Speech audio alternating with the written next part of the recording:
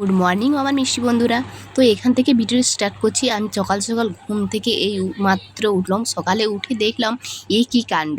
তো বড়শি আর ছিল, তো বড়শি আমাদের পুকুরে যে আর ছিল শোল মাছ পড়ার জন্য, তো একটা ব্যাঙ দিয়ে কাটার মধ্যে গেঁথেছিল।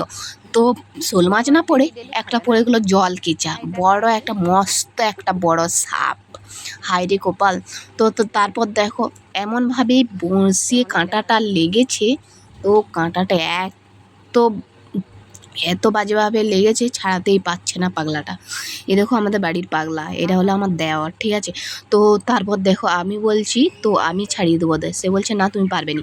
তারপর দেখো আমি হলে জল কেঁচাটা, আমাকে জলের কেঁচাটা তেমন একটা ভালো লাগে না। তো সবাই বলে যে জল কেঁচা খেলে রক্ত হয়, তাই তোমরা অবশ্যই কিন্তু কমেন্ট জানাবে জল কেঁচা খেলে কি অবশ্যই রক্ত হয়।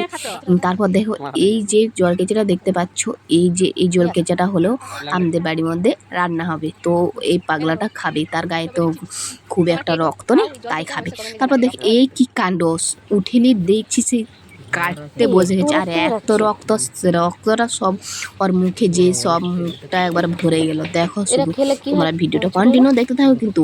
এই দেখো পাগলাটার রক্ত দেখো পুরো ছিটকে গেছে, কাটতে গিয়ে একবারে পাগলাটার মুখে লেগে পড়েছে।